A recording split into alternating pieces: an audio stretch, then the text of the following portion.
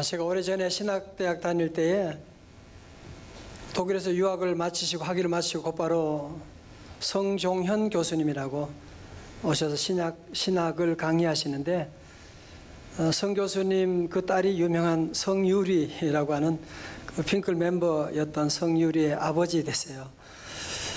그 교수님이 이제 강의를 하시는데 아직도 잊을 수 없는 얘기를 하셨어요. 성경은 무엇이냐?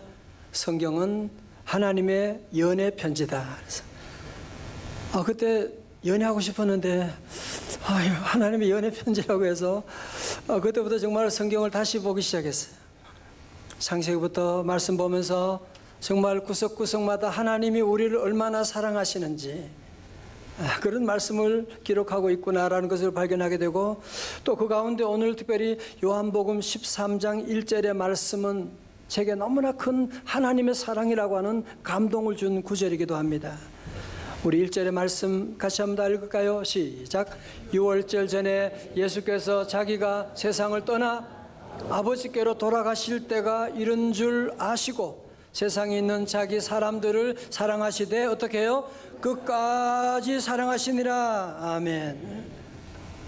우리 예수님께서 이제 얼마 있으면 내일 십자가 지시고 제자들을 떠날 시간이 점점 다가오고 있습니다. 이것은 마치 사랑하는 자녀를 두고서, 어린 자녀를 두고서 먼저 세상을 떠날 수밖에 없는 그 어머니와 같은 그런 심정이었거든요. 그럼에도 불구하고 우리 주님은 그 사랑하는 제자들을 사랑하시는데 어떻게 사랑하시느냐? 세상에 있는 자기 사람들을 사랑하시되 다 같이 뭐라고요? 끝까지 사랑하시니라. 여러분, 여기서 끝까지라고 하는 것은 무슨 얘기예요? 마지막까지 사랑한다는 거예요. 어떤 상황에도 사랑하겠다는 거예요. 하나님의 넓은 사랑으로 사랑하겠다는 거예요. 생명을 다해 사랑하겠다는 거예요. 오늘 아침 여러분의 마음속에 하나님의 놀라운 사랑, 끝까지 사랑하시니라, 이 단어를 여러분의 마음판에 새길 수 있기를 주님의 이름으로 축원합니다. 여러분 아시는 것처럼 예수님의 제자들이 전혀 사랑스럽지 못했거든요. 베드로, 예수님이 지난 3년 동안 제자 훈련을 하고 수제자라고 세워놓았더니만 이제 얼마 후면 예수님을 모른다고 한 번도 아니고 3번씩이나 부인할 것을 주님이 아시면서도 그럼에도 불구하고 베드로를 어떻게 해요? 끝까지 사랑하시니라. 그 중에 가룟 유다는 예수님을 팔아넘길 배반할 자임을 주님은 다 알고 계시면서도 다 같이 뭐예요? 끝까지 사랑하시니라. 제가 목회해보면 많은 분들이 하나님의 사랑에 대한 오해로 말미암아 하나님께 시험 둔 분이 꽤 많이 있더라고요. 하나님 나 같은 건 전혀 신경 안 쓰나 봐. 내가 기도해도 하나님 응답도 없고, 그러면서 우리의 작은 실수, 그리고 우리가 여러 가지 허물이 있으면 그것에 대한 죄책감으로 하나님께 나아가지 못하는 그런 사람들이 있는 거 보았어요. 여러분, 그렇지 않습니다. 여러분, 지난 주간에 어떤 죄를 저질러도, 어떤 실수를 했다고 할지라도 주님은 그럼에도 불구하고 다 같이 모여 끝까지 사랑하시니라. 이분이 우리 주님이세요. 주님의 사랑을 묵상하면 눈물이 나지 않을 수가 없는, 하나님의 사랑은 인간들의 사랑과는 전혀 달라요. 어떻게 사랑한다고요? 끝까지 사랑하시는. 자, 그러나 우리 예수님의 끝없는 사랑과 대조적으로 가룟 유다는 그 마음에 예수님을 팔 생각을 하고 있는, 어떻게? 마귀가, 자 보세요, 2절의 말씀, 마귀가 벌써 시몬의 아들 가룟 유다의 마음에 예수를 팔려는 생각을 넣었더라. 동그라미 쳐요. 마귀가를 아셔야 돼요. 여러분, 우리 사람들은 생각하고 내가 행동하는 거야, 그렇게 쉽게 얘기하고, 여러분 그렇지 않습니다. 우리가 생각 배후에는 영적인 세계가 있습니다. 많은 사람들이 내가 왜 그랬나 몰라. 왜 내가 그런 생각했는지 몰라. 왜 그런 생각이 내 마음에 들어왔는지 몰라. 그런 얘기하는 사람이 있는데요. 정말 그래요. 여러분, 가룟 유다가 어떤 사람은 가룟 유다는 은 30돈에 탐이 나가지고 경제적인 이유로 예수님을 팔아넘긴 거예요. 또 어떤 사람은 가룟 유다는 열심당원이기 때문에 예수님이 십자가 지는 거 보고 마음에 실망해서 예수님을 팔아넘긴 거야. 여러 가지로 해석하지만 그것은 정답이 될 수가 없습니다. 가룟 유다가 여러분 앞장에서 요한복음 12장에서 마리아가 예수님께 향유옥합을 깨뜨릴 때 그는 하여튼 예수님 하는 일마다 마음에 안 든 거야. 짜증나는 거야. 원망불평하는 거예요. 그 원망불평의 문으로 마귀 사탄이 들어와서 그 마귀가, 성경이 얘기하는 건 뭐예요? 가룟 유다가 예수님을 팔려고 한 것이 아니라 가룟 유다 그 배후에 마귀가 있었다고 하는 사실. 그 마귀가 가룟 유다로 하여금 예수님을 팔려고 하는 생각을 불어넣었다고 말씀하고 있습니다. 제가 며칠 전에 자동차 운전하고 하면서 극동방송을 듣는데 요즘 청소년 도박이 심각하대요. 깜짝 놀랐어요.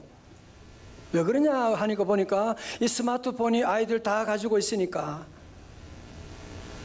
그래서 스마트폰으로 말하면 불법 도박이 해마다 3배 이상 지금 급증하고 있다고 하는, 중독자도 몇만 명. 이야.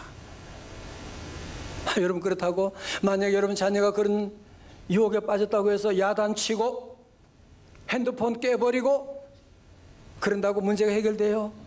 아니에요. 우리 사랑하는 성도 여러분은 이런 모든 배후에 우리 아이가 그런 것이 아니라 그 배후에 마귀가 잘못된 생각을 불어넣어서 우리 아이의 영혼을 파괴하고 앞날을 해치려고 장난치고 있구나. 그러므로 여러분은 피해자인 사람과 싸우지 말고 가해자인 사탄과 싸워 승리할 수 있기를 주의 이름으로 축원합니다. 에베소서 6장 12절 세 번역으로 여러분 읽어드립니다. 우리의 싸움은 인간을 적대자로 상대하는 것이 아니라 통치자들과 권세자들과 이 어두운 세계의 지배자들과 하늘에 있는, 다 같이 뭐라고요? 악한 영들을 상대로 하는 것입니다. 영적인 눈이 열린 닫힌 사람은 항상 사람들과 싸워요. 아이들을 잡으려고 그러고. 우리 성도 여러분, 영적인 눈을 여서 마귀가 그 짓을 하고 있구나. 그래서 우리는 새벽 기도하는 거예요. 기도 외에는 이런 유가 나갈 수가 없느니라. 주님께 기도하고 나가면 주님이 마귀 세력을 물리쳐 주어야지. 얼마나 많은 사람들이 피해자인 자녀들과 사람들과 싸우고 더 피해가 막 심하게 되잖아요. 다시 오른손 주먹 쥐고 사단아 물러갈지어다. 우리 예수님은 제자들을 사랑하시되 끝까지 사랑하시느라 말만 하신 것이 아니라 행동으로 보여주시는데요. 예수님이 이제 십자가 달려 내일이면 돌아가시게 되는데 사랑하는 제자들을 불러 모아서 성만찬, 최후의 만찬을 하시고, 그리고 최후의 만찬을 하시다가 주님이 오늘 놀라운 사랑을 보여주시는데요. 여러분, 특별히 우리 주님께서 죽음을 하루 앞둔 사람의 언어와 행동 특별히 주목해 봐야 되지 않겠습니까? 3절의 말씀입니다. 저녁 먹는 중 예수는 아버지께서 모든 것을 자기 손에 맡기신 것과 또 자기가 하나님께로부터 오셨다가 하나님께로 돌아가실 것을 아시고 저녁 잡수시던 자리에서 일어나 겉옷을 벗고 수건을 가져다가 허리에 두르시고 이에 대야에 물을 떠서 제자들의 발을 씻으시고 그 두르신 수건으로 닦기를 시작하여. 4절 보세요. 이런 얘기죠. 우리 예수님이 이제 만찬하는 가운데 주님이 갑자기 일어나셔가지고 그리고는 수건을 허리에 두르시고 그리고는 대야를 가져와서 거기에 물을 담아가지고 제자들에게 가져오는 거예요. 제자들의 발을 씻으려고 하는 거예요. 그러니까 이때 제자들이 얼마나 당황했을까요? 그죠? 여러분, 중동 지방에는 모래가 많고 중동지방 사람들은 샌들을 신고 다니고, 그러니 발이 얼마나 더럽고 냄새나고 발에 많은 상처들이 얼마나 많은지 모르는데, 그래서 그 당시 풍습으로는 귀한 손님이 오면 그 집에 종이, 하인이 그 손님의 발을 씻어주는 것이 풍습이고요. 또 종이 없다면 나이가 젊은 사람이 나이가 든 사람, 어른을 씻어주는 것이 풍습인데, 하나님의 아들 예수님이 자기를 낮춰 종의 형체를 입으시고 허리를 낮춰서 제자들의 발까지 머리를 숙이시고 발을 씻어주시게 되었다고 하는 사실. 저는 그 전에 생각했어요. 아니, 주님이 왜 손을 씻어주시지 또 발은 왜 씻어주는가? 왜 그렇겠어요? 우리 몸 가운데, 오늘 우리 시대 가운데도 가장 냄새나는, 얘기할 필요가 없어요. 그래도 냄새나고 가장 지저분한 곳을 발이라고 하는데, 우리 주님이 그 발을 씻어주셨는데 그 이유가 뭐냐? 두 가지 의미가 있어요. 첫 번째로 죄 씻음의 의미가 있습니다. 여러분, 물론 이런 일이 있으면 안 되지만, 만약 여러분이 사랑하는 어린 자식이 중한 병에 걸렸다고 합시다. 병원에 입원했는데 얘가 그러는 거, 아빠 장난감 사주세요. 나 신발도 사주세요. 옷도 사주세요. 막 그러는 거예요. 아빠가 뭐라 그러겠어요? 그럼 옷도 사주고 너 이쁜 신발도 사주고 그럴 거야. 근데 그거보다 너는 먼저 몸이 나아야지. 몸이 빨리 나으면 너는 그 신발을 신고 밖에 나가서 놀 수 있고 그래야 같이 그럴 거야. 당연히 그러지 않겠어요? 그죠? 오늘 저와 여러분들이 하나님 앞에 하나님 내게 복을 내려주세요. 우리 모두가 그 복을 바라고 있지만, 우리 주님은 우리에게 원하시는 것이 하나가 있어요. 먼저 우리의 더러운 발을, 우리의 더러운 죄를 씻기를 원하고 계시다고 하는 사실이거든요. 여러분, 지금도 사단은 우리에게 행복은 소유에 있는 것이라고 우리를 속이려고 하지만 그렇지 않습니다. 참다운 행복의 비결은 소유에 있는 것이 아닙니다. 우리 주변에 얼마나 많은 사람들이 소유로 말미암아 더 불행해진 사람들이 얼마나 많은데, 참다운 행복의 비결은 먼저 죄 씻음에 있는 줄로 믿으시기를 축원합니다. 우리 예수님이 이 땅에 왜 오셨어요? 마태복음 1장 21절에 아들을 낳으리니 이름을 예수라 하라. 이는 그가 자기 백성을 그들의 죄에서 구원할 자이심이라 하니라. 아멘. 여러분, 예수라고 하는 이름의 뜻이 뭐냐? 한마디로 하면 구원이에요. 죄에서 구원한다. 예수 이름의 뜻이 뭐라고요? 다 같이요? 구원이라는 뜻이에요. 그래서 우리 예수님이 이 땅에 오셔서 우리의 모든 죄를 다 씻어주시고 우리의 발을 씻어주시고, 오늘 예배 가운데 여러분이 알게 모르게 주님은 우리의 더러운 발을 씻고 손과 우리의 마음을 씻고 계신 줄로 믿습니다. 그런데 6절을 보십시오. 시몬 베드로에게 이르시니 베드로가 이르되 주여 주께서 내 발을 씻으시나이까? 아니, 어떻게 제자가 스승에게 발을 내밀 수 있단 말입니까? 정말 어떻게 보면 베드로는 참 인간적이라고 할 수 있지 않겠습니까? 그러나 예수님은 베드로에게 말씀하십니다. 7절에 예수께서 대답하여 이르시되 내가 하는 것을 네가 지금은 알지 못하나 후에는 알리라. 그러나 베드로는 끝까지 안 됩니다. 내 발은 씻을 수가 없습니다. 그러자 예수님이 이제는 단호하게 말씀합니다. 8절 하반절에 내가 너를 씻어주지 아니하면 네가 나와 상관이 없느니라. 그러자 베드로가 뭐라 그래요? 그렇다면 발만 씻을 게 아니라 제 손도 머리도 씻어주세요. 베드로 웃기죠, 그죠? 목욕한 자에게는 발만 씻어야 된다고 주님께서 말씀하고 계신. 자, 보세요. 많은 사람들이 오늘 본문의 말씀을 자꾸 윤리적으로만 해석하려고 하는데 아닙니다. 여기는 아주 중요한 영적인 의미가 있는 것입니다. 그건 뭐냐? 우리의 발을 씻는 것보다 더 중요한 것은 뭐예요? 우리의 마음을 씻는 것입니다. 여러분, 세상에 우리의 마음을 씻을 수 있는 방법이, 그런 비누가 어디 있습니까? 예수의 피밖에 없습니다. 나의 죄를 씻기는 예수의 피밖에 없네. 나의 죄속하기도 예수의 피밖에 없네. 그래서 우리 예수님은 저들의 제자들의 발을 씻긴다고 하는 것은 첫 번째로 죄 씻음의 의미가 있다고 하는 것입니다.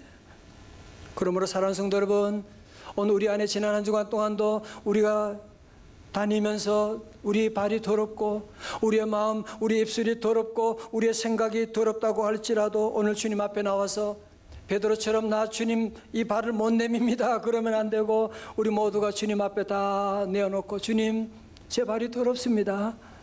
주님 제 입술이 쓸데없는 소리하고 다녔습니다. 주님 제 마음에 더러운 생각이 있었습니다. 주여 나의 더러운 모든 죄를 씻어 주옵소서. 두 번째로 발 씻음의 의미는 섬김의 의미가 있습니다. 예수님은 제자들의 주요 선생이지요. 그러면 당연히 제자들이 선생의 발을 씻어야 되는 것이 마땅하지만 예수님은 허리를 숙이시고 제자들의 발까지 내려가셔서 제자들의 발을 씻어주시는, 그러면서 주님은 이후에 저들에게 중요한 설교 말씀을 하셨죠. 14절의 말씀입니다. 다 같이요. 시작. 내가 주와 또는 선생이 되어 너희 발을 씻었으니 너희도 서로 발을 씻어주는 것이 옳으니라. 15절. 내가 너희에게 행한 것 같이 너희도 행하게 하려 하여 본을 보였느니라. 아멘. 저를 보세요. 세상 사람들은 발 냄새나고 문제 있는 사람, 실수한 사람 다 싫어합니다. 멀리합니다. 그러나 우리 주님은 달라요. 우리 주님은 도리어 나는 의인을 부르러 온 것이 아니라 죄인을 부르러 왔노라고 하시면서 그런 저와 여러분들의 더러운 발과 손과 우리의 모든 것들을 다 주님은 씻어주시는, 그러면서 우리 주님은 말씀하시는 게 뭐예요? 너희도 서로 발을 씻어주는 것이 옳으니라고 말씀하고 있습니다. 무슨 말이에요? 우리 주님은 섬김의 리더십이 우리의 삶 가운데도 우리 교회를 통하여 재생산되기를 원하고 계시다고 하는 말씀인 것입니다. 성도는 그러므로 우리는 먼저 우리의 가정에서 남편은 아내의 발을 씻어주고, 그리고 아내는 남편의 발을 씻어주고, 우리 가운데 실수가 없고 문제가 없는 사람 누가 있겠어요? 그치? 그러나 그 모든 실수 아픔을 내 것으로 알고 눈물로 씻어주고, 회사 사장님이세요? 그러면 여러분은 회사 직원들의 발을 씻어주고, 우리 회사 위해서 얼마나 수고 많이 하는 직원들인데, 여러분 회사 직원이세요? 사장님도 위로가 필요하고 격려가 얼마나 필요한지 몰라요? 성탄절에 가서 여러분 사장님에게 작은 선물 말 한마디도 격려해주고 발을 서로 씻어주고 나가고, 이제 우리 모든 성도들이 함께 이런 주님의 말씀처럼 서로 발을 씻어주는 것이 옳으니라고 말씀하신 것처럼 섬김의 리더십을 우리 모두 배워서 우리도 예수님 닮아서 흉내내어 섬김을 실천하고 나간다고 하면, 여러분의 섬김의 리더십을 통해서 우리 주변의 많은 사람들이 섬김을 본받아 새로운 섬김의 리더십이 재생산되는, 이것이 바로 섬김의 희망이요 섬김의 축복인 줄로 믿습니다.